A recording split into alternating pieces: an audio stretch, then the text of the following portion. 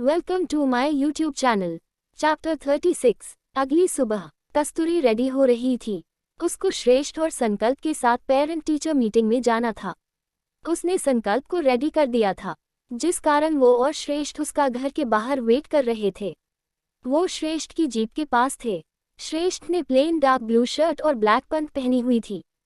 कस्तूरी ready होकर बाहर आई तो उसे देखकर संकल्प मुस्कुराते हुए बोला, माँ साहब क्लासी लुक में बहुत अच्छी लग रही हो। थैंक यू हमारे लाडे सर। कस्तूरी ने पिंक कलर अनारकली और चूड़ीदार पहन था क्योंकि पेरेंट टीचर का थीम क्लासी था।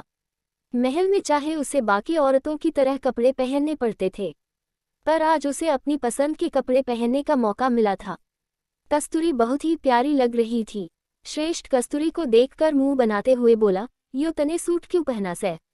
मैंने थारे को साड़ी पहनने को कहा था। वो हमें साड़ी पहननी नहीं आती, कस्तूरी ने डरते हुए जवाब दिया। श्रेष्ठ ने उसका हाथ पकड़ा और गुस्से में बोला, तू ऐसे हम लोगों के साथ को नहीं जा सके से, हमें आपके साथ जाना है। कस्तूरी उससे रिक्वेस्ट करते हुए बोली। श्रेष्ठ उसे लेकर अपने कमरे में आया। इस वक्त सब घर वाले डाइनिंग एरिया में थे, तो किसी का भी उन पर ध्यान नहीं गया था। श्रेष्ठ कस्तूरी को कमरे में लाया तो कस्तूरी ने रोते हुए गुस्से में कहा, आपकी प्रॉब्लम क्या है? क्यों हमारे ऊपर गुस्से करते रहते हैं? श्रेष्ठ ने उसको दीवार से लगाकर गुस्से में कहा, क्योंकि तू मने मजबूर करे से ऐसो करने वास्ते, हमें आपके साथ नहीं रहना।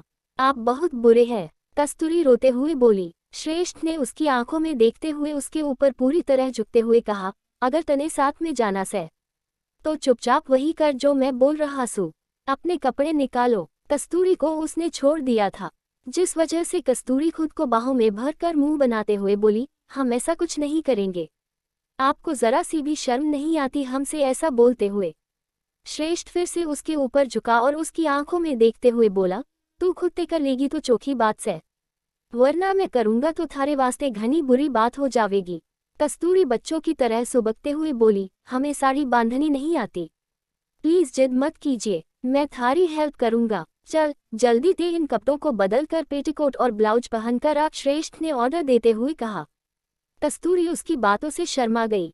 उसने मन में उसे कोसते हुए कहा, ये कितने बड़े बेशर्म हैं, ऐसी बातें करते हैं कि सामने वाला इंसान शर्म से पानी पानी हो जाए। श्रेष्ठ ने अलमारी से एक पेटीकोट और ब्लाउज निकाल कर दिया, जिस लेकर उन्हें पहनने के लिए कस्तूरी वॉशरूम में चली गई। कुछ देर बाद वह खुद को दुपट्टे से ढकते हुए बाहर आई तो उसने देखा कि श्रेष्ठ आंखों पर पट्टी बांधे हुए खड़ा था।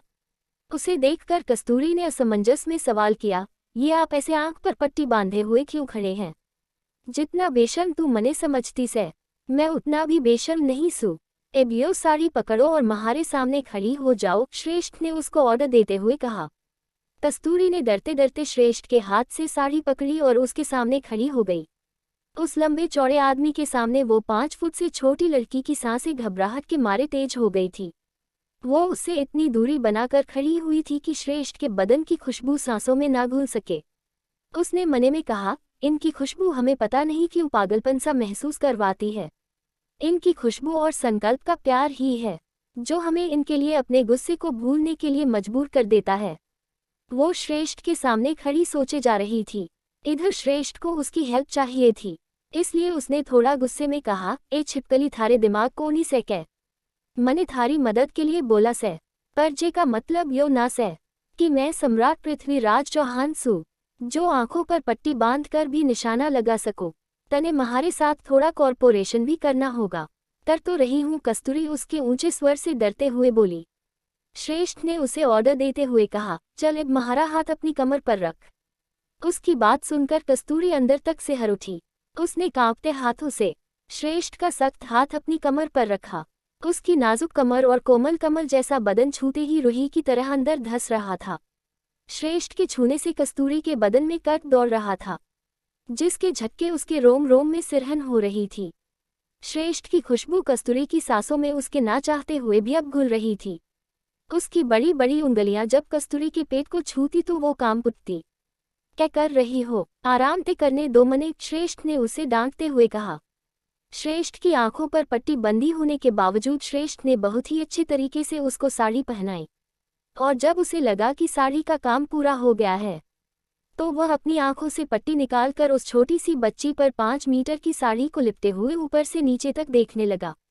कस्तूरी के बाल खुले हुए थे और वो बहुत ही प्यारी लग रही थी। उसे देखकर श्रेष्ठ मुस्कुराते हुए अचानक से बोला, ब्यूटीफुल।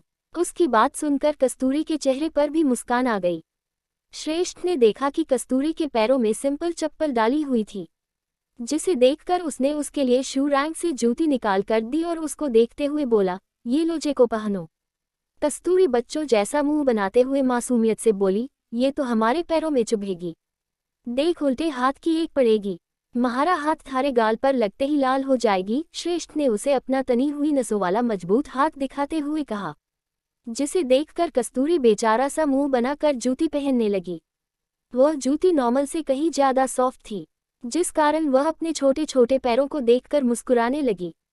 परफेक्ट, चलो। श्रेष्ठ ने उसको देखते हुए जब ये कहा तो कस्तूरी ने मन में कोस हुए कहा, पहले इतना डांटा और धमकाया, अब बोल रहे हैं चलो, जानवर कहीं के। श्रेष्ठ उसका हाथ पकड़कर उसे बाहर लेकर आया तो सुनंदा की नज़र उस पर पड़ गई, जो कि उन दोनों को खाने के लिए बुलाने आ रही थी। वो उसको देखकर मुस्कुराते हुए बोली, घनी फुटरी खूबसूरत लग रही हो कस्तूरी बिंदनी। थैंक यू माँ सा। कस्तूरी के चेहरे पर मुस्कान आ गई। खुश रहो, तुम लोगों को नाश्ता नहीं करना क्या? उसकी बात सुनते ही सुनंदा ने सवाल किया। श्रेष्ठ ने जवाब देते हुए कहा, माँ सा हम आज बाहर खाना खाकर आवेंगे। संकल्प के स्कूल में माँ बाप की मीटिंग से जे वास्ते हमें देरी हो रही से। आर तो जल्दी से जा यहाँ से। अगर किसी और ने देख लिया कस्तूरी बिंदनी को इस साड़ी में तो इसको डांट पड़ेगी। तुझे पता है ना कि हमारे घर में साड़ी और सूट घर की बिंदनियां नहीं पहनती है। सुनंदा ने सामने से श्रेष्ठ को देखते हुए जवाब दिया और कस्तूरी का सिर सहलाते हुए बोली, अपना और संकल्प का ध्यान रखना बिंदनी। कस्तूरी ने हाँ में सिर हिला दिया और चुपचाप श्रेष्ठ के साथ वहां से चली गई। बाहर जाते ही संकल्प ने गुस्से में श्रेष्ठ से सवाल किया, आपने हमारी मासा को डांटा तो नहीं? श्रेष्ठ उसका जवाब देते हुए कहा, डांटा भी और मारा भी। बता अब क्या कर लेगा? अगर आपने ऐसा किया तो हम मासा को लेकर मामासा के घर चले जाएंगे। संकल्प उसको धमकी देते हुए बोला। श्रेष्ठ ने उसको गोद में उठाया और उसको कस्तूरी की गोद में देते हुए बोला, यो देख ले थारी मासा को। आप ठीक हो ना मासा? संकल्प ने कस्तूरी की गाल पर हाथ रखते हुए पूछा। कस्तूरी ने सामने से जवाब देते हुए कहा, हाँ बच्चा हम ठीक है। एक कान खोलकर सुन लो दोनों, अगर थम दोनों टाबरों बच्चों ने अगर पूरे रास्ते मने जरा सा भी परेशान किया ना तो मैं थम दोनों को रास्ते में ही छोड़कर वापस महल आ जाऊंगा। फिर खुद से वापस आते रहना दोनों। जे गर्मी में अकेले, श्रेष्ठ ने उनको वार्निंग देते हुए कहा। दोनों बच्चों का मुंह उतर गया था, लेकिन वह क्या करते, उनको मजबूरी में उसकी हर बात माननी पड़ रही थी। वह लोग श्रेष्ठ के साथ पेरेंट टीचर मीटिंग के लिए उसके स्कूल निकल गए। दोपहर का समय। मीटिंग खत्म होने के बाद कस्तूरी श्रेष्ठ और संकल्प के साथ रेस्टोरेंट में खाने के लिए आए थे। तभी कस्तूरी की नज़र रेस्टोरेंट के बाहर एक फ़ोन बूथ पर पड़ी, जिसे देखकर उसके दिमाग में एक बात आई, हे कान्हा जी, इन सब चक्कर में हम एक बात तो भूल ही गए कि हमें उनसे बात करनी थी।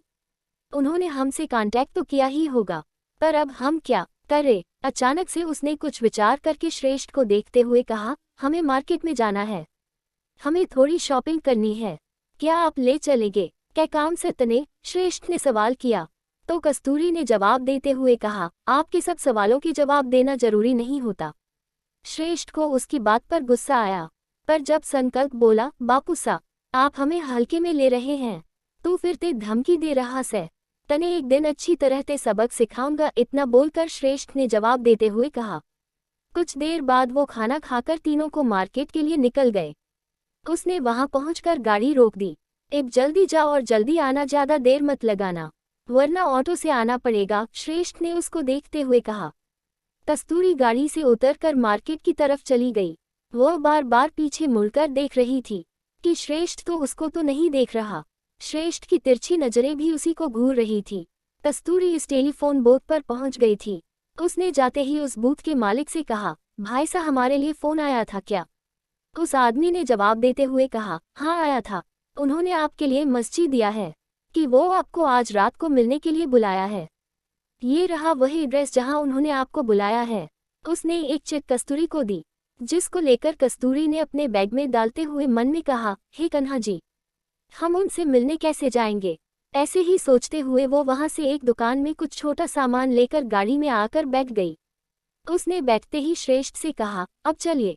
उसके मन में घबराहट हो रही थी। उसके मन में खुद से कहा, हमको उनसे किसी भी हालत में मिलना है, पर हम इस बारे में किसी को बता नहीं सकते। हे कान्हा जी, आप हमें एक मुसीबत से निकाल कर क्यों दूसरी मुसीबत में डाल देते हैं? पर हमें इस मुसीबत से निकलने के लिए उस मुसीबत में पड़ना तो पड़ेगा ही। हम जाएंगे उनसे मिलने, आखिरकार ये हमारे मम्मी पापा का सवाल है। अब उसने तय कर लिया था कि वह उसे इंसान से मिलने जाएगी जिसको उसने फ़ोन करके अपनी प्रॉब्लम के बारे में बताया था। रात का वक्त, गौरव महल। श्रेष्ठ और कस्तूरी संकल्प के साथ श्रेष्ठ के कमरे में थे। श्रेष्ठ हमेशा की तरह सोफे पर सो रहा था। वही संकल्प कस्तूरी के साथ बेड पर सो रहा था, या फिर यूं कहे कि कस्तूरी उसको सुलाने की कोशिश कर रही थी।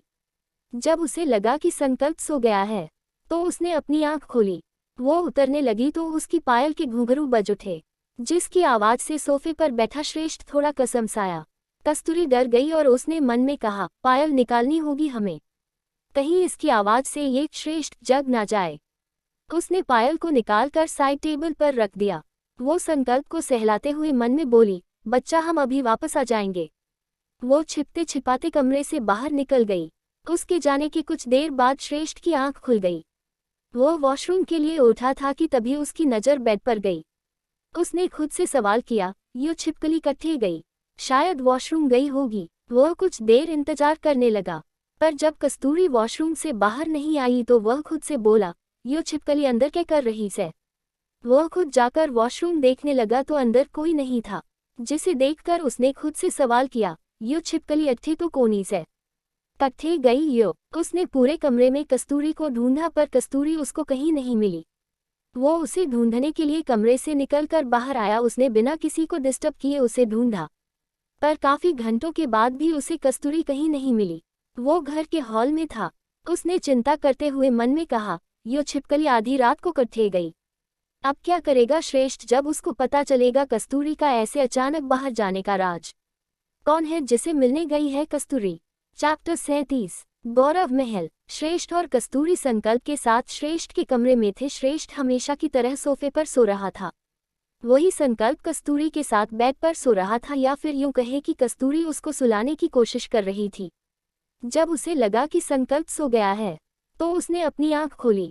वो उतरने लगी तो उसकी पायल के घुंघरू बज उठे, जिसकी आवाज से सोफे पर बैठा श्रेष्ठ थोड़ा कसमसाया।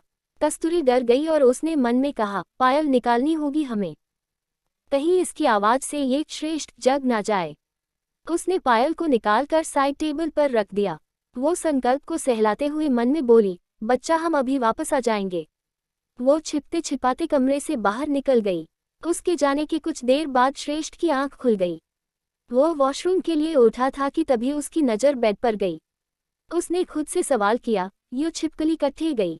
शायद वॉशरूम गई होगी। वह कुछ देर इंतजार करने लगा, पर जब कस्तूरी वॉशरूम से बाहर नहीं आई तो वह खुद से बोला, यो छिपकली अंदर क्या कर रही है? वह खुद जाकर वॉशरूम देखने लगा तो अंदर कोई नहीं था, जिसे देखकर उसने खुद से सवाल किया, यो छिपकली अट्ठे तो कोनी से कट्ठे गई यो? उसने पूरे कमरे में कस्तूरी को ढूंढा पर कस्तूरी उसको कहीं नहीं मिली। वो उसे ढूंढने के लिए कमरे से निकलकर बाहर आया। उसने बिना किसी को डिस्टर्ब किए उसे ढूंढा, पर काफी घंटों के बाद भी उसे कस्तूरी कहीं नहीं मिली। वो घर के हॉल में था। उसने चिंता करते हुए मन में कहा, यो छिपकली आधी रात को कट्ठे गई। श्रेष्ठ उसको पूरे महल में ढूंढ रहा था। एक खेल का मैदान। कस्तूरी डरते डरते वहां तक पहुंच गई थी जहां पर उसने उस इंसान को मिलने बुलाया था। उसके बाहर एक गाड़ी खड़ी हुई थी। गाड़ी के पास एक लड़का खड़ा हुआ था, जिसकी पीठ कस्तूरी की तरफ थी। उसने टी शर्ट और लोअर पहन रखा था। उसे देखकर कस्तूरी ने जाते ही उसे पुकारते हुए कहा, अश्विन जी। यह आवाज सुनते ही वह लड़का उसकी तरफ मुड़ा। वह अश्विन कस्तूरी की ताईसा का भतीजा था। अश्विन कस्तूरी को देखते ही उसी में खो गया था। उसने मुंह बनाते हुए कहा, यह क्या हालत बना रखी है तुमने? इतनी छोटी हो तुम और इतना भारी घाघरा चोली पहन कर घूम रही हो। तुमसे तो सिंपल सूट भी बहुत मुश्किल से संभलता था। वो ये हम धीरे धीरे संभाल रहे हैं। कस्तूरी उसके पास जाते हुए बोली। अश्विन उसे देखकर थोड़ा बिगड़ते हुए बोला, क्या बोलूं अब तुम्हें कस्तूरी? तुमने मुझे कुछ बोलने लायक नहीं छोड़ा है। वो लोग तुम्हारे साथ जबरदस्ती कर रहे थे और तुमने करने दी। उसकी बात सुनकर कस्तूरी की आंखें नम हो गई, जिसे देखकर अश्विन को याद आया कि कस्तूरी ने उससे कांटेक्ट करने की कोशिश की थी, लेकिन अश्विन उसकी मदद करने वहां पहुंच नहीं पाया था। सॉरी कस्तूरी, हम तुम्हारी हेल्प नहीं कर पाए। हम एक इम्पोर्टेंट काम के लिए दिल्ली गए थे, लेकिन अब हम तुम्हारी हेल्प करेंगे। तुम हमारे साथ चलकर पुलिस में कंप्लेंट करो। वो लोग जरूर तुम्हें डरा धमका रहे होंगे। उन्हें कड़ी से कड़ी सजा मिलेगी इसकी। अश्विन ने ऐसा बोलते हुए उसका हाथ पकड़ना चाहा, तो कस्तूरी ने पीछे हटते हुए कहा, नहीं, हम नहीं जा सकते। आपको हमारी बात समझ नहीं आ रही। हम खुश हैं इस हारी में। आपको पता है हमारे आधे से ज्यादा ससुराल वाले हमको बहुत प्यार करते हैं। हाँ, उनमें से थोड़े पुराने विचारों के हैं तो थोड़े नए विचारों के, लेकिन फिर भी हम खुश हैं उनके साथ। हमारे पति हमें गलत बात पर डांट भी देते हैं और जब हम कोई काम नहीं कर पाए तो हमें समझाकर हमारी मदद भी करते हैं। हमारा बच्चा संकल्प वह तो हमसे सगी माँ से कहीं ज्यादा प्यार करता है। कस्तूरी बात करते करते मुस्कुराने लगी। उसकी बात सुनकर अश्विन के चेहरे का रंग उड़ गया। उसे अब कस्तूरी की बातों से गुस्सा चढ़ रहा था। उसने गुस्से में मुट्ठी कसते हुए कहा, कस्तूरी तुम पागल हो गई हो। उन लोगों ने जरूर तुम्हारा माइंड वॉश कर दिया है। और यह बच्चा संकल्प ये कौन है? कस्तूरी ने जवाब देते हुए कहा, ऐसा कुछ नहीं अश्विन जी, वो ऐसे नहीं है। वो बच्चा उनकी पहली पत्नी का बेटा है। अगर वह ना होता तो शायद हम एक बार के लिए इस शादी को तोड़कर वापस घर चले जाते, पर वो इतना प्यार है कि हम चाहकर भी उसको छोड़कर नहीं जा सकते। वो सिर्फ 5 साल का है, पर बहुत समझदार है, और तुम सिर्फ 18 साल की हो, वो भी एक नंबर की बेवकूफ़। उस आदमी ने तुम्हें 5 साल के बच्चे की माँ बना दिया। हद है। क्या किया है उन लोगों ने तुम्हारे साथ जो तुम इतना खुशी खुशी झेल रही हो? तुम खुद बच्ची होकर एक बच्चे को कैसे संभाल सकती हो? कस्तूरी, यह सब छोड़ दो। तुम अपनी जिंदगी खराब मत करो, अश्विन उसको समझाते हुए बोला। इस बार कस्तूरी को भी अब बुरा लगने लगा, इसलिए वो झुंझलाते हुए बोली, अश्विन जी, हमने आपको हमारी शादी और हमारे ससुराल वालों के लिए नहीं बुलाया है। आप उनकी बातें मत कीजिए। हम बिल्कुल ठीक है अपने ससुराल में। आप बस हमारी बात सुनिए, जिसके लिए हमने आपको यहाँ बुलाया है। अगर आपको हमारी बात नहीं सुननी है तो हम यहाँ से जा रहे हैं। उसकी बात सुनकर अश्विनी मन में खुद से कहा, ये लड़की अभी भी बच्ची है। अगर इसे यहाँ से ऐसे ही जाने दिया तो फिर यह उस परिवार के चक्कर में अपनी जिंदगी और ज़्यादा बर्बाद कर लेगी। इसको उस परिवार और इस शादी से आज़ाद करवाने के लिए पहले हमको इसकी हेल्प करनी होगी। उसको खोया हुआ देखकर कस्तूरी ने सवाल किया, अश्विन जी, आप हमारी हेल्प करेंगे या फिर हम यहाँ से जाएं? अश्विन ने एक गहरी सांस लेकर उसे जवाब देते हुए कहा, ठीक है, हम तुम्हारी हेल्प करेंगे। तो बताओ, क्या देखा था तुमने वहां पर? हमने वहां पर उस इंसान को देखा था जिसने कस्तूरी उसको जंगल वाले हमले के बारे में बताने लगी। उसकी बात सुनकर अश्विन कुछ सोचते हुए बोला, तुम चिंता मत करो, हम पता लगवाते हैं। कस्तूरी बात करते हुए काफी डरी हुई थी। उसे ऐसे देखकर अश्विन ने उसको समझाते हुए कहा, तुम्हें डरने की जरूरत नहीं है। ये लो, हम तुम्हारे लिए फ़ोन लाए हैं। अश्विनी ने अपनी पॉकेट से एक मोबाइल निकालकर कस्तूरी की तरफ बढ़ाया, जिस पर कस्तूरी हड़बड़ाते हुए बोली, अरे हम फ़ोन नहीं ले सकते। अगर हमें किसी ने पकड़ लिया तो हम क्या जवाब देंगे हम?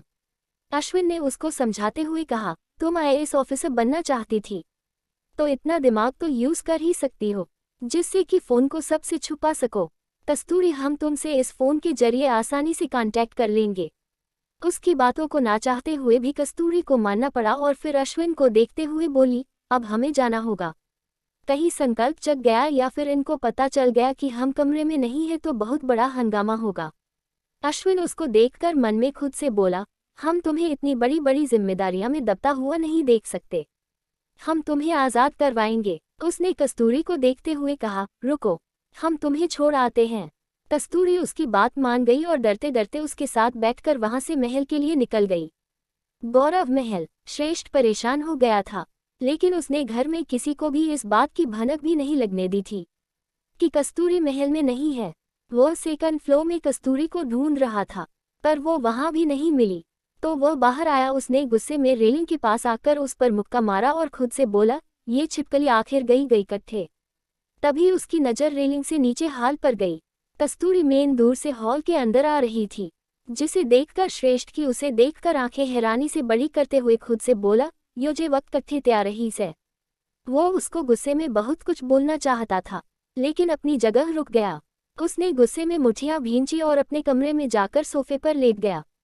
कस्तूरी ने कमरे में आई तो सबसे पहले उसने वो मोबाइल बेड के मैट्रेस के नीचे छुपाया और बेड पर ऐसे लेट गई जैसे कि वो गहरी नींद में सो रही हो। श्रेष्ठ ने आंख खोलकर उसे देखा। उसकी आंखों में गुस्सा था, जो शायद कल उस पर फूटने वाला था। अगली सुबह जीटी पेट्रोलियम लिमिटेड, जैसलमेर।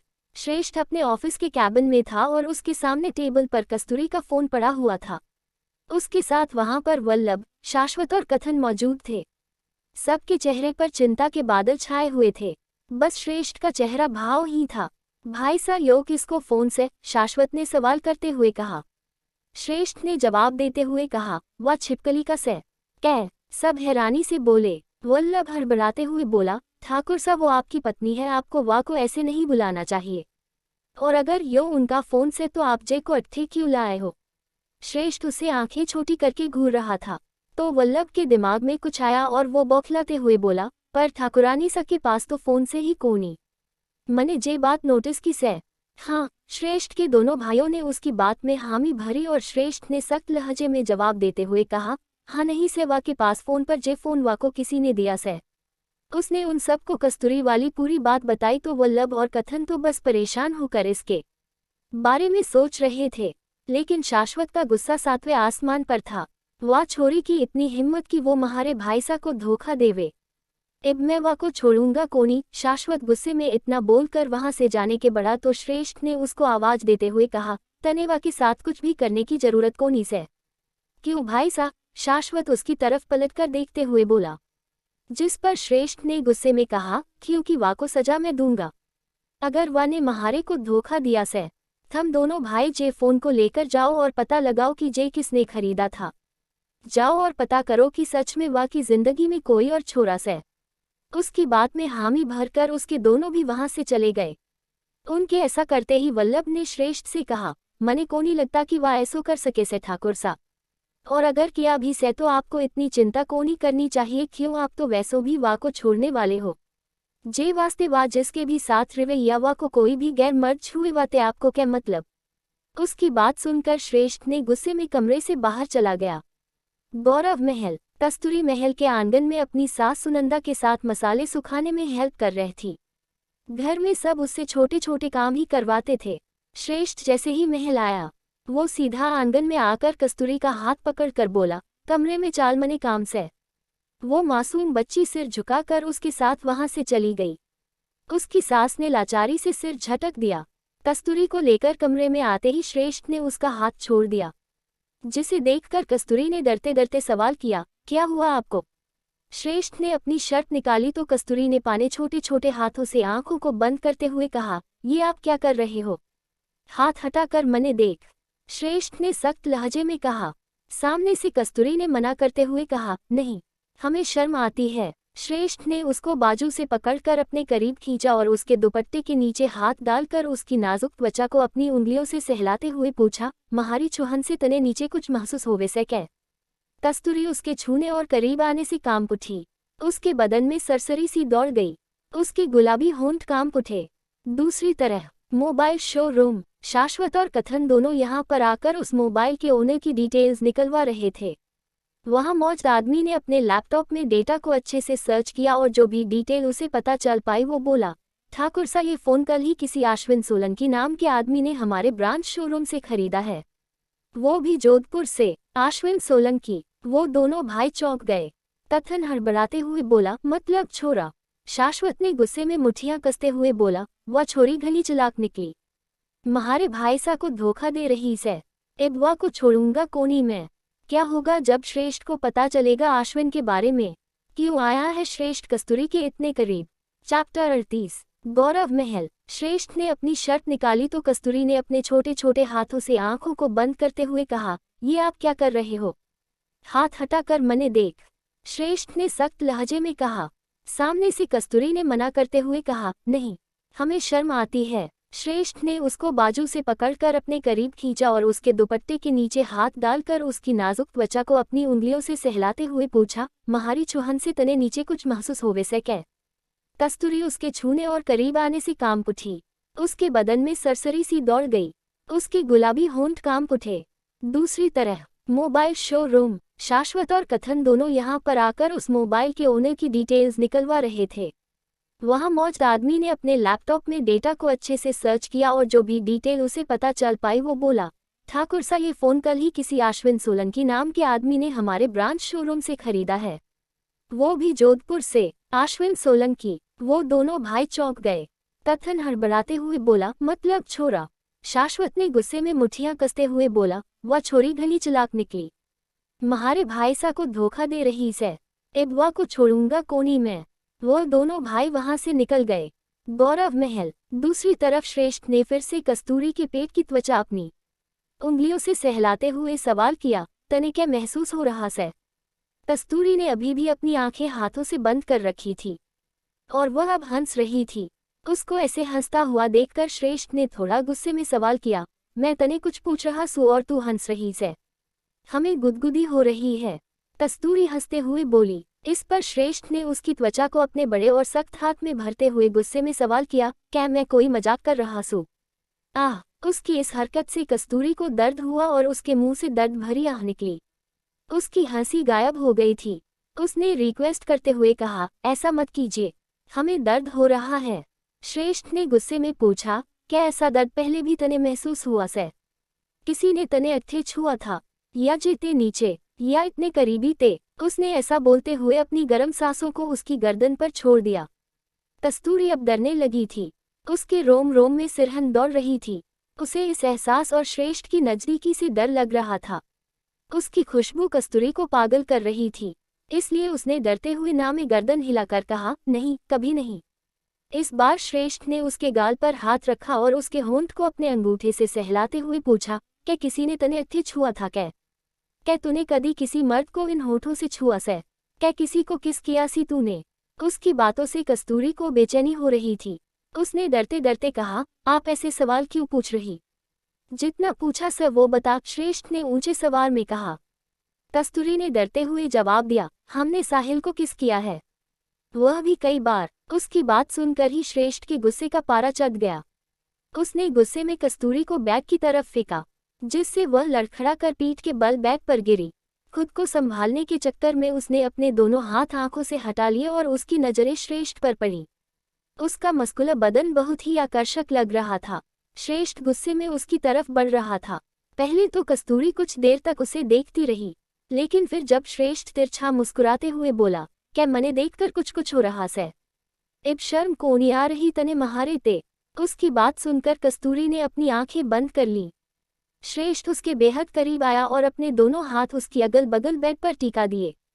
वो अपने चेहरे को कस्तूरी के चेहरे के पास लाकर पूरी तरह उसके ऊपर झुक गया। कस्तूरी की सांसों में फिर से श्रेष्ठ की खुशबू घुलने लगी थी। वो उसकी नज़दीकी से कांप रही थी। अब श्रेष्ठ ने थोड़ा गुस्से में कहा, यो साहिल कुन से? और थारी हिम्मत किस तरह हुई महारे सामने यो बोलने की कि तूने वाह को किस किया था? कितने रिश्ते में हो हम दोनों? कितनी बार तूने वाह की रातें रंगीन की से? श्रेष्ठ ने कस्तूरी को बुरी तरह डरा दिया था, पर उसको श्रेष्ठ की कोई भी बात समझ नहीं आ रही थी, इसलिए वह डरते हुए बोली, ये रातें रंगीन करना क्या होता है? क्या आप ड्राइंग के बारे में बात कर रहे हो? हमने उसे कई बार स्कूल होमवर्क के दौरान ड्राइंग बना कर दी है। वह मेरा छोटा भाई है, इसलिए मैं उसकी मदद कर देती हूँ। श्रेष्ठ हैरान हो गया। उसने कस्तूरी का जबड़ा पकड़कर घूरते हुए पूछा, थारा भाई कोनी? मैं थारे बॉयफ्रेंड की बात कर रहा सू। तूने कितने बॉयफ्रेंड बना रखे से? कौन से वह? बता मने। आप ये कैसी गंदी बातें कर रहे हैं? आप इंदू जीजी की तरह हम पर शक कर रहे हो। नहीं नहीं, हमारा कोई बॉयफ्रेंड नहीं है, कान्हा जी की कसम। कस्तूरी डर के मारे हाथ जोड़ते हुए बोली। इस पर श्रेष्ठ ने कहा, झूठ मत बोल, सच सच बता, तूने किसके साथ रात बिताई से? कस्तूरी घबराते हुए बोली, बहुत लोगों के साथ रात बिताई है दादी सा, इंदू जीजी, अंशी, सारिका, साहिल। क्योंकि उसे भी कभी कभी हमारे साथ ही नींद आती थी, इसलिए हमने उसके साथ भी रात बिताई है। हमें डरावने सपने आते थे, इसलिए हम ज्यादातर दादी सा के साथ ही सोते थे। अंशी और सारिका के साथ हम तब सोते थे जब हम उनके घर जाते थे। इस तरह हमने इन सब के साथ रातें बिताई हैं। उसकी बातें सुनकर श्रेष्ठ पागल हो रहा था। वो गुस्से में ऊंचे स्वर में बोला, मैं तने पूछ रहा सू कुन से जे के साथ थारा चक्कर चल रहा से, कुन के साथ तू एक हुई से। कस्तूरी बच्चों जैसे रोते हुए बोली, हमें आपकी बात समझ नहीं आ रही, प्लीज हमें और मत डराए। कान्हा जी की कसम हमने कुछ गलत नहीं किया। श्रेष्ठ ने कुछ सोचकर सवाल करते हुए पूछा, तने इतना पता से कि सुहागरात पर क्या होवे से। कस्तूरी सुबकते हुए बोली, उस दिन दूल्हा दुल्हन को केसर वाला दूध पीने को मिलता है और वे दोनों एक दूसरे को जानने के लिए बहुत सारी बातें करते हैं और ऐसा करते करते उनको नींद आ जाती है। श्रेष्ठ पागलों की तरह सिर हिलाते हुए गुस्से में बोला, तने बायोलॉजी पढ़ी से या फिर तू भोली बनने का नाटक करके मने बेवकूफ बना रही से। हमने आर्ट पढ़ा है, हमें साइंस अच्छी नहीं लगती थी। कस्तूरी ने डरते डरते जवाब दिया। तो इस बार श्रेष्ठ और गुस्से में बोला, तो फिर यो बताओ कि बच्चे किस तरह पैदा होवे से। एक परी आती है आसमान से और बच्चों को माँ की गोद में डाल देती है। कस्तूरी में डरते हुए जवाब दिया और इस बार श्रेष्ठ सच में पागल हो गया।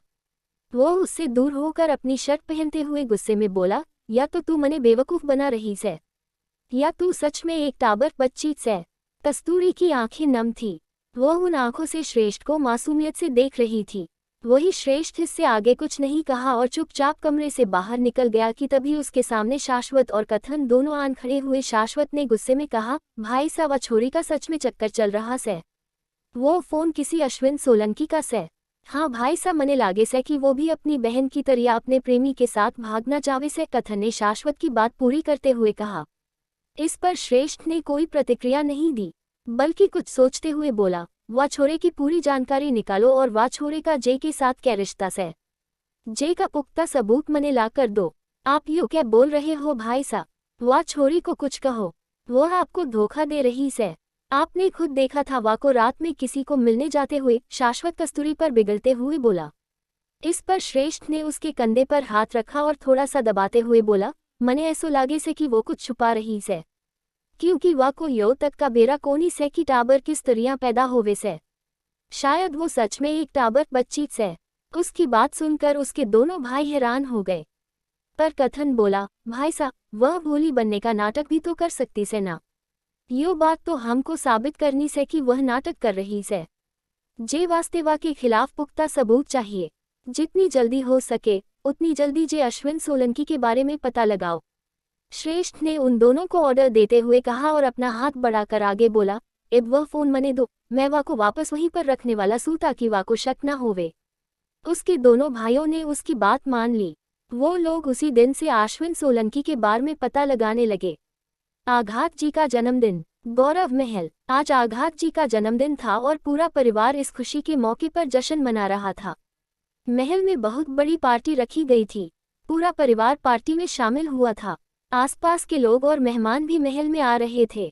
पार्टी की सभी अरेंजमेंट्स महल के बड़े से हाल में की गई थी। वहीं पर प्रलय रानावत, राजावत और अभिजीत भी आज यहाँ इस मौके पर आघात जी को जन्मदिन की बधाई देने महल में आए थे। प्रलय और राजावत दोनों एक साथ खड़े बातें कर रहे थे।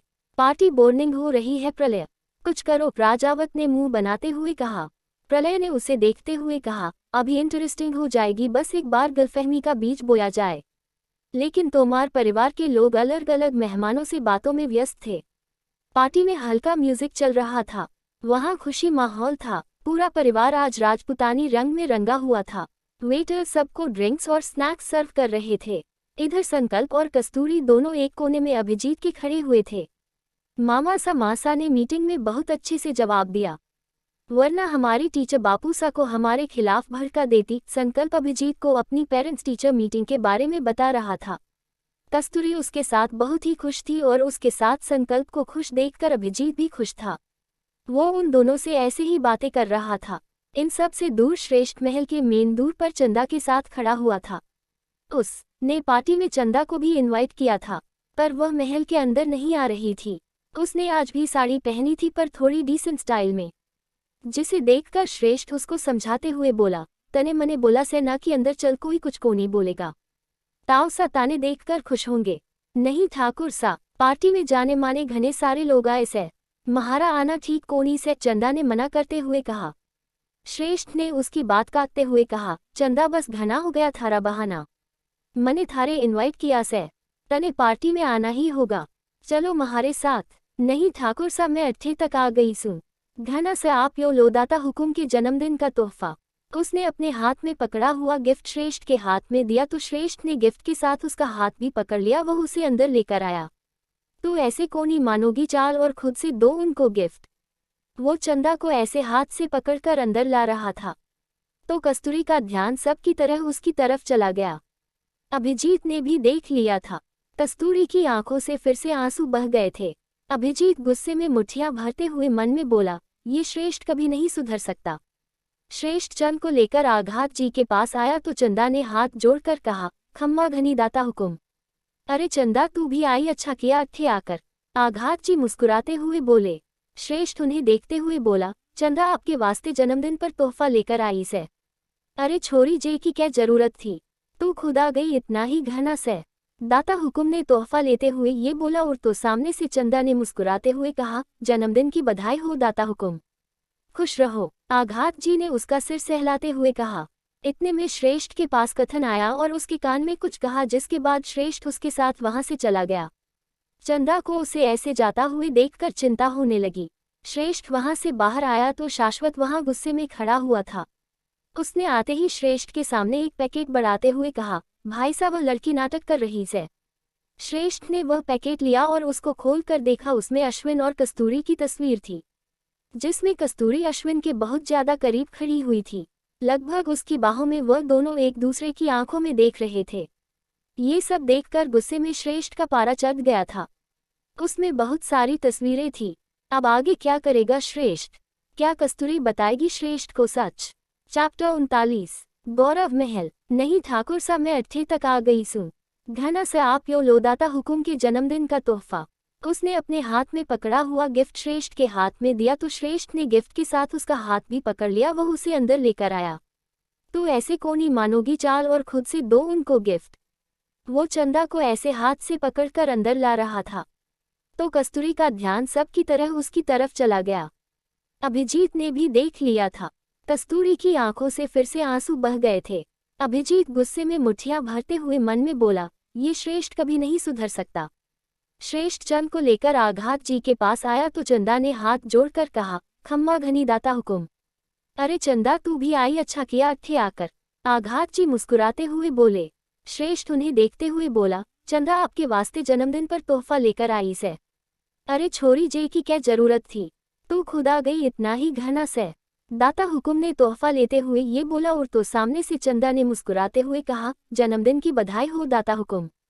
खुश रहो। आघात जी ने उसका सिर सहलाते हुए कहा।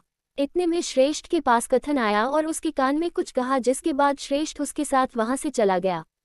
चंदा को उसे ऐसे जाता हुए देखकर चिंता होने लगी। श्रेष्ठ वहां से बाहर आया तो शाश्वत वहां गुस्से में खड़ा हुआ था। उसने आते ही श्रेष्ठ के सामने एक पैकेट बढ़ाते हुए कहा, भाई साहब, वह लड़की नाटक कर रही है।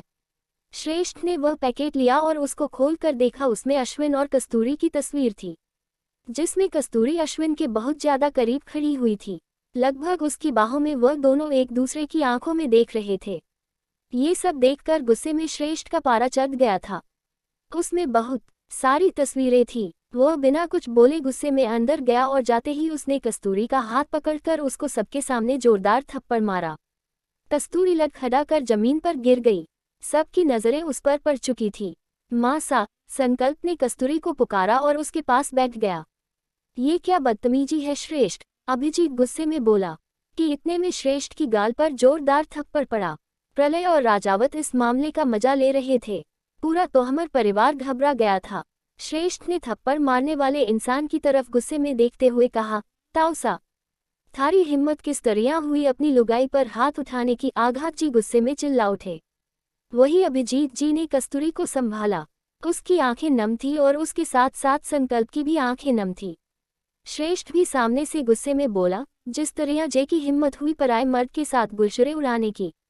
ये सुनकर सबके पैरों तले जमीन खिसक गई। वही मासूम कस्तूरी को कुछ भी समझ नहीं आया था।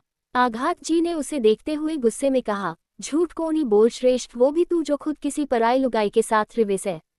इस बार उसकी आवाज धीमे स्वर में थी। सच बोल रहा सुयो देखो। श्रेष्ठ ने तस्वीरें आघात जी को दिखाई तो कस्तूरी की नजर भी उन पर पड़ी तो वो रोते हुए बोली, ताउसा, हमने कुछ गलत नहीं किया। कान्हा जी की कसम, झूठी कसम मत खा, मैं जो भी करूँ सू सबके सामने करूँ सू। थारी तरियां आधी रात को चोरी छिपे कोनी जाओ चंदा से मिलने, श्रेष्ठ गुस्से में कस्तूरी पर झुकते हुए बोला। तस्वीरों की वजह से अभिजीत और आघात जी सदमे में थे।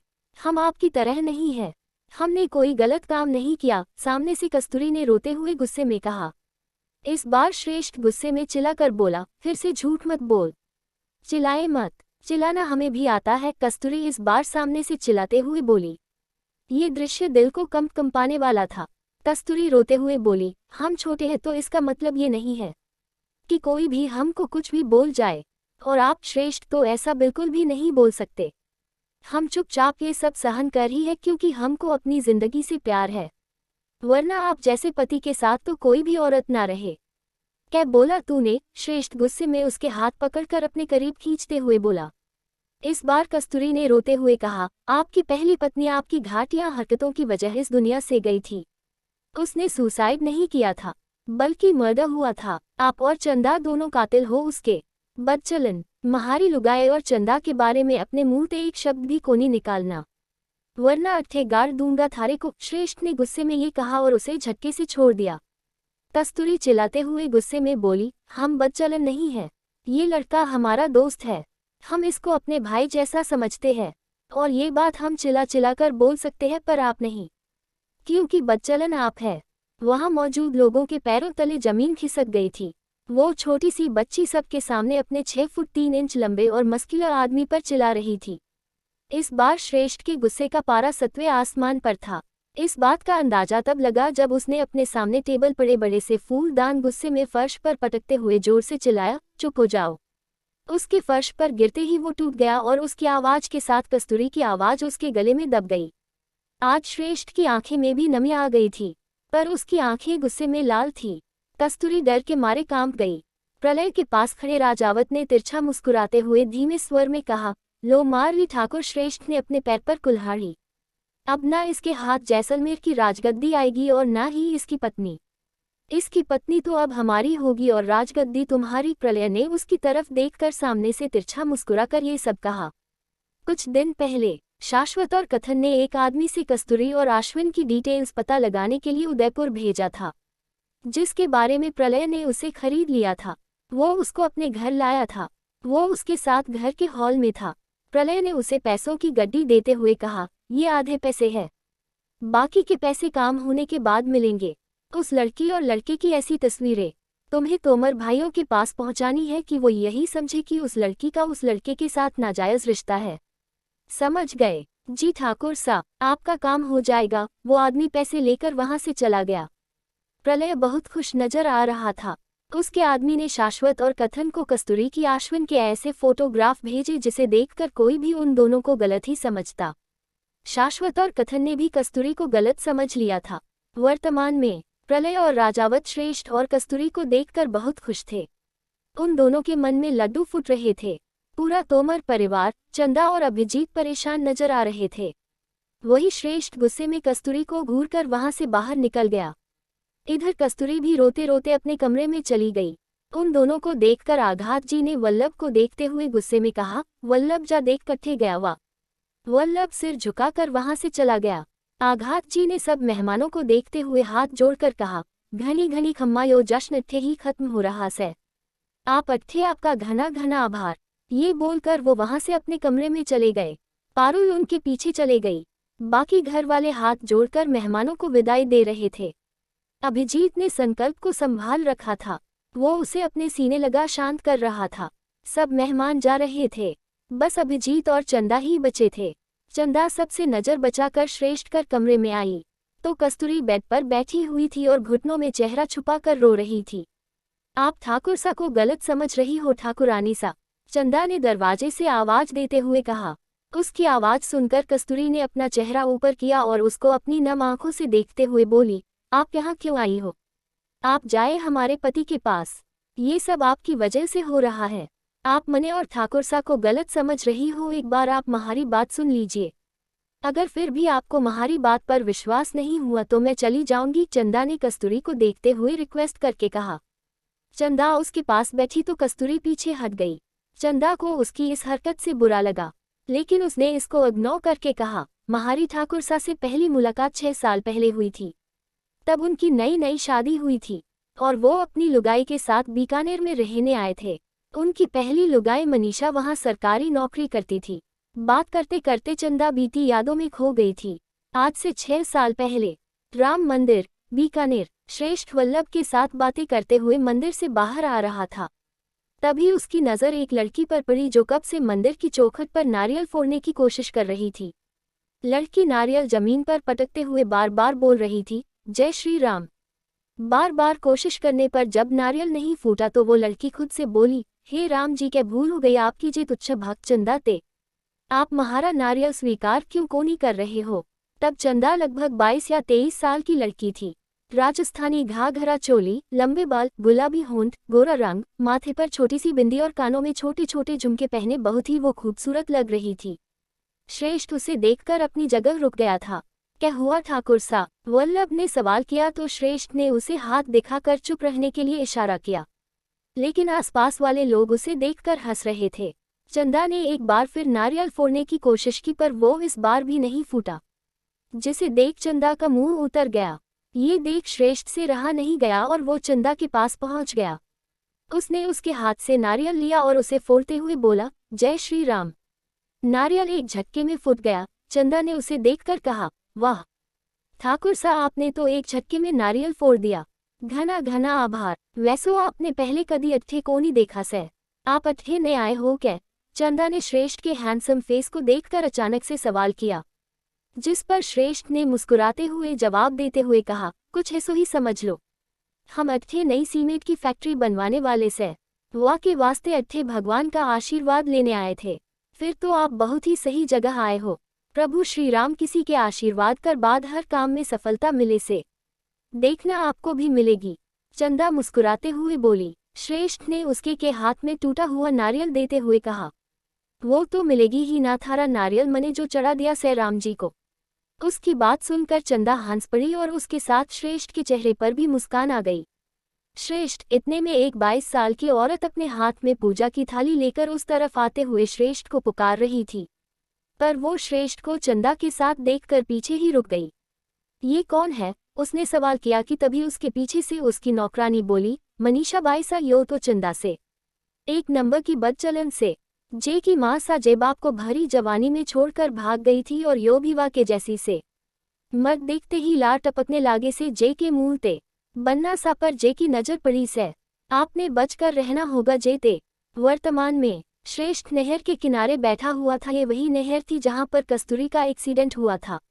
उसके हाथ में ड्रिंक की बोतल थी। आप दिन में दारू पी रहे हो ठाकुर सा, छोड़िए जे को। वल्लभ ने आते ही उसके हाथ से बोतल लेनी चाहिए तो श्रेष्ठ ने उसे रोक दिया। वो उसकी तरफ देखते हुए नशीली आवाज में बोला, मने मनीषा को कोनी मारा था, मैं वा के पीछे गया था। वा को रोकने श्रेष्ठ की आंखों के सामने एक तस्वीर घूमने लगी। चांदनी रात में एक जंगल जिसमें किसी को ढूंढ रहा था। ऐसा करते करते वो पुकार रहा था, मनीषा, मनीषा। तभी उसके कानों में एक बच्ची की चीखने की आवाज पड़ी, छोड़ दो हमें। श्रेष्ठ उस तरफ भागा। वो महज 22-23 साल का लड़का था। जब वो वहां पहुंचा तो उसने देखा कि एक लंबा चौड़ा आदमी एक 13 साल की लड़की का गला दबा रहा था। कौन थी ये लड़की? क्या हुआ था मनीषा के साथ? क्या कस्तूरी चंदा की बात मानकर श्रेष्ठ से अपना रिश्ता सुधारेगी?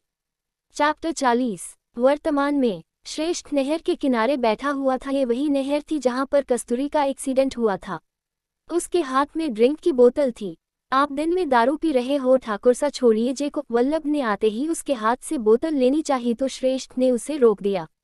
वो उसकी तरफ देखते हुए नशीली आवाज में बोला, मने मनीषा को कोनी मारा था, मैं वा के पीछे गया था। वा को रोकने श्रेष्ठ की आंखों के सामने एक तस्वीर घूमने लगी।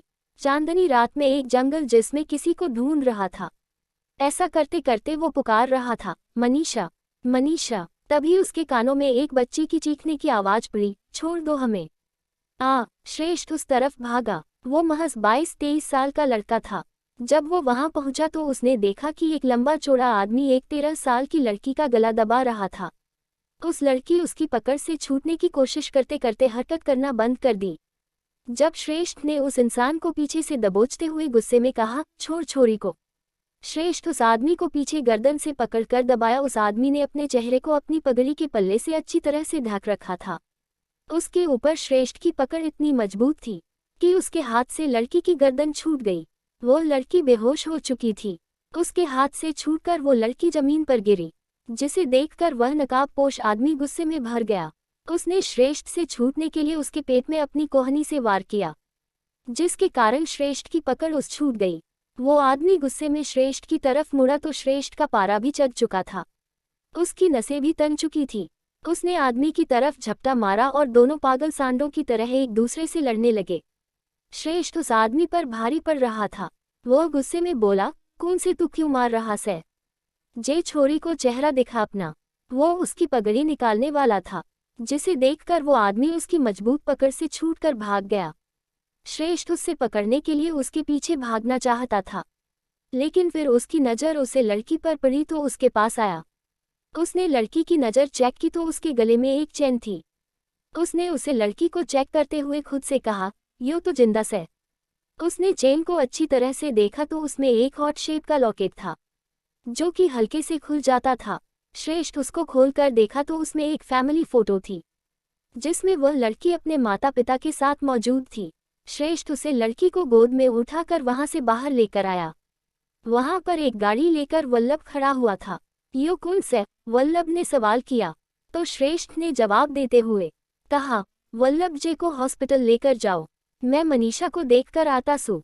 क्या ठाकुरानी सा आपको मिली कोनी? वल्लभ ने सवाल किया तो श्रेष्ठ ने जवाब देते हुए कहा, मिल जावेगी, तू जे छोरी को लेकर जा।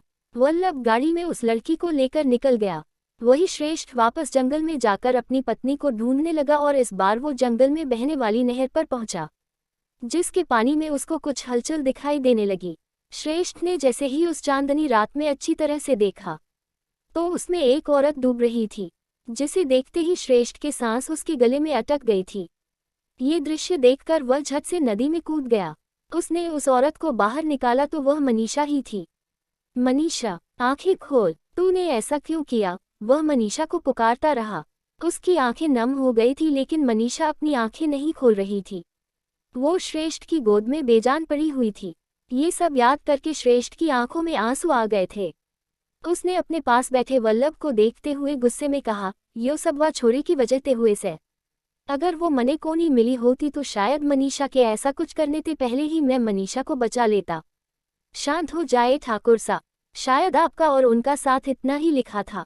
आपको यो सब भूल कर आगे बढ़ना चाहिए, जैसो मनीषा ठकुरानी सा को आपके वास्ते गलतफहमी हुई थी। क्या पता नहीं ठकुरानी सा वास्ते आपको गलतफहमी हुई हो, वल्लभ ने उसे समझाते हुए कहा। श्रेष्ठ ने उसे देखते हुए गुस्से में कहा, गलतफहमी? वह छोरी रात को छुपकर पराए मर्द से मिलने गई और वह तस्वीरें, वो भ्रम से। आप भी तो चंदा को रात में मिलने जाते हो। औरत करे तो गलत और मर्द करे तो सही। ठाकुर सा महारे को लागे से कि वो बस सच छुप रही से, जैसे आप चंदा के लिए छुपावो हो। वल्लभ उसकी बात काटते हुए बोला। श्रेष्ठ उसकी बात सुनकर कुछ सोचते हुए खड़ा होकर बोला, चल वापस। वल्लभ थोड़ा मुस्कुराया और उसके साथ निकल पड़ा। दूसरी तरफ गौरव महल में चंदा कस्तूरी को 6 साल पहले श्रेष्ठ और उसकी पहली मुलाकात के बारे में बताते हुए आगे बोली, उस दिन से ठाकुर श्रेष्ठ और महारी दोस्ती हो गई, लेकिन मनीषा ठाकुरानी सा शायद हम दोनों के रिश्ते को लेकर शक करती थी। शायद उनको ये नहीं पता था कि महारे बापू सा ने महारी माँ सा को जुए में हार दिया और सबको झूठ बोला कि वो भाग गई। जब मैं 5 साल की थी और जब मैं बड़ी हुई तो महारे साथ भी उन्होंने ऐसा ही किया। वह दिन वो महारा सौदा कर रहे थे और मैं ठाकुर सा से मदद मांगने गई थी। ठाकुर सा ठाकुरानी सा के साथ उनके बीकानेर वाले घर में रह रहे थे, पर वह दिन ठाकुर सा 1 महीने के संकल्प के साथ घर में अकेले थे। 6 साल पहले ठाकुर सा महारी मदद कीजिए। चंदा रोते रोते श्रेष्ठ के घर पहुंची और उसके पैरों में गिर गई थी। इधर श्रेष्ठ हाल में बैठा संकल्प को झूले में सुलाने की कोशिश कर रहा था। चंदा को देखते ही श्रेष्ठ ने सवाल किया, यो क्या कर रही हो? क्या हुआ, तू रो क्यों रही से? ठाकुर सा महारे बापू सा महारे को बेच रहे से, मने बचा लो, मैं आपके सामने हाथ जोड़ रही सू, पैर पड़ रही सू। चंदा उसके पैर पकड़कर रोते हुए बोली। श्रेष्ठ ने उसको कंधों से पकड़कर ऊपर उठाया और सीने से लगाकर सहलाते हुए कहा, बावली पूछ डर क्यों रही से? अरे शांत हो जाओ। वो उसे शांत करवा रहा था कि इतने में दरवाजे से आहट की आवाज आई। उन दोनों का ध्यान उस तरफ गया तो वहां पर मनीषा खड़ी हुई थी। वो उन दोनों को देखकर वो पत्थर की तरह जम गई थी। श्रेष्ठ ने उसको देखकर पुकाराते हुए कहा, मनीषा ऐसा कुछ कोनी से। पर मनीषा उसकी बात सुने बिना ही वहां से चली गई। श्रेष्ठ ने संकल्प को और नौकर को चंदा के साथ के पास छोड़कर वहां से मनीषा के पीछे गया। उसे पहुंचने में देर हो गई थी। चंदा की आंखें बात करते करते नम हो चुकी थी। उसने अपनी बात पूरी करते हुए कहा, ठाकुर सा के जाने के बाद बट्टे जिन लोगों को महारे बापू सा ने महारे को बेचा था वो लोग आए और मने जबरदस्ती अपने साथ ले गए। वह दिन से मैं जे दलदल में फंस गई, जो से मैं कदी बाहर को नहीं निकल सकती। ठाकुर सा महारे ते यो वास्ते रिश्ता जाहिर करे से ताकि कोई मने किसी और दलदल में ना फंसा दे। हमारे बीच ऐसो कुछ कोनी से, आप कभी भी पता लगा सकती हो। उसने अपने आंसू साफ करके गहरी सांस लेते हुए कहा, एक नाचने वाली की बात पर विश्वास करना बहुत ही मुश्किल से, पर फिर भी मने उम्मीद से कि आप महारी बात पर विश्वास करेगी। मने खेद से कि महारी वजह ते आज दाता हुकुम अपना जन्मदिन को नहीं मना पाए। काश मैं कभी ठाकुर श्रेष्ठ ते कदी को नहीं मिली होती। उसने अफसोस करते हुए ये कहा और वो उसे नमन करके वहां से चली गई। उसकी बातों को सोचने के बाद कस्तूरी ने अपने गले को सहलाया। उसके गले में एक चैन थी जिसमें हॉट शेप का लॉकेट था, जिसे खोलकर उसने देखा उसमें उसकी अपने माँ बाप के साथ तस्वीर थी, जिसे देखकर उसने खुद से कहा, सॉरी मम्मी पापा, हम इतनी बड़ी करने वाले थे। जिस सिचुएशन से हम गुजर रहे थे उस सिचुएशन में आज वो 5 साल का संकल्प है, पर उसके पास एक मौका है माँ बाप का प्यार हासिल करने का और हम उसे वो मौका देंगे। वो बेड से उतरी और उस लॉकेट को छुपाकर अपने छोटे छोटे कदम उठाते हुए कमरे से बाहर किचन में आई, जहां पर घर की औरतें पार्टी का बचा हुआ काम समेट रही थी। उसे देखते ही संध्या ने गुस्से में कहा, रस्सी जल गई पर बल नहीं गया। हमने तो पहले ही कहा था कि यह भी अपनी बहन की तरह ही होगी। देख लिया ना, ये भी अपने आशिक के साथ भागना चाहती है। कस्तूरी को शर्मिंदगी हो रही थी, क्योंकि गलती उसकी भी थी। उसने सिर झुकाकर सवाल किया, तायसा, हमें ताऊसा से जरूरी बात करनी है। वो कहाँ है? कहाँ होंगे? तूने उनको मुंह दिखाने लायक छोड़ा है क्या? बेचारे देवर सा अपने कमरे से बाहर भी नहीं आए तब से। उनको आज अपने जन्मदिन पर कितना शर्मिंदा होना पड़ा है, इसका अंदाजा भी नहीं है तुझे। संध्या जी उस पर बिगड़ रही थी और बाकी औरतें परेशान नजरों से एक दूसरे की तरफ देख रही थी। कस्तूरी ने सामने से कुछ भी कहे बिना आघात जी के कमरे में गई। इधर कमरे से आघात जी की ऊंचे स्वर में आवाज आ रही थी, पहले पूरी बात पर जाना चाहिए। हम लोगों ने आधी अधूरी बात जानकार श्रेष्ठ को बताई और वह का नतीजा देखो क्या हुआ है। आघात जी अपने दोनों भाइयों और श्रेष्ठ के दोनों छोटे भाई कथन और शाश्वत के साथ अपने कमरे में मौजूद थे। वह श्रेष्ठ के भाइयों पर बिगड़ रहे थे। वो दोनों गर्दन झुकाकर उसके सामने खड़े हुए थे। तभी दरवाजे से कस्तूरी की आवाज आई, ताऊसा, ताऊसा, क्या हम अंदर आ सकते हैं? आवाज सुनकर कथन और शाश्वत का ध्यान कस्तूरी की तरफ चला गया। वह अभी भी कस्तूरी से गुस्सा थे। आघात जी उसको देखकर बोले, अंदर आ बिंदनी। ठीक से। कस्तूरी ने आते ही हाथ जोड़कर माफी मांगते हुए कहा, हमें माफ कर दीजिए, हमने आपका जन्मदिन खराब कर दिया। पर कान्हा जी की कसम, हम बस अपने परिवार से कांटेक्ट करना चाहते। हमें दादी सा की याद आ रही थी। हमारे पास फ़ोन नहीं था, इसलिए हमने आश्विन जी को फ़ोन किया क्योंकि वो जैसलमेर में ही नौकरी करते हैं। पर वो बोले कि अगर वो हमको ऐसे मिलने आए तो आप गलत समझेंगे। वो बोलते बोलते रोने लगी। उसकी मासूमियत को देखकर कथन और शाश्वत के अलावा सब लोग उसको बेकसूर ही मान रहे थे। तो क्यों माफ़ी मांग कर शर्मिंदा कर रहे महारे को? थारी कोई गलती कोनी से, गलती हमारी से। हम थार पर ध्यान ही कोनी दिया एक महीन होने वाला से, और तू अपने परिवार ते कोनी मिल पाई। पर अब चिंता कोनी करो, थारे को श्रेष्ठ के साथ कल ही थारे मायके ले जाने को बोलूंगा। वो ले जाएगा, आघात जी ने उसका सिर सहलाते हुए कहा। पर ताऊसा, वो हमसे गुस्सा है, हम उनके साथ अकेले नहीं जाएंगे, हमें संकल्प को भी लेकर जाना है अपने साथ। कस्तूरी बच्चों की तरह रोते हुए बोली। उसकी बात सुनकर अचानक से शाश्वत बोला, संकल्प अट्ठे कोनी से। वह को अभिजीत भाई सा अपने साथ ले गए। आपकी वजह से भाई सा अपने छोरे से दूर हो गए। अब खुश हो आप? क्या वह संकल्प को ले गए? कस्तूरी हैरानगी से बोली। तो आघात जी ने मायूस होकर जवाब दिया, हाँ छोरीवा को थम दोनों के झगड़े में संकल्प को अट्ठे रखना सही कोनी लगा और वह ले गया संकल्प को अपने साथ। नहीं, हमारा बच्चा हमें छोड़कर नहीं जा सकता। कस्तूरी ना में गर्दन हिलाकर रोते हुए वहां से अपने कमरे की तरफ भाग गई। उसके जाते ही प्रभात जी ने शाश्वत पर बिगड़ते हुए बोला, तू 2 मिनट चुप नहीं रह सकता था, हम उसको शांति से बता देते। जो भी करते हो गुस्से में करते हो, इनको मत डांटिए बापू। सा गलती महारी से दरवाजे से श्रेष्ठ की आवाज आई। वो नशे में था पर अपने पूरे कंट्रोल में।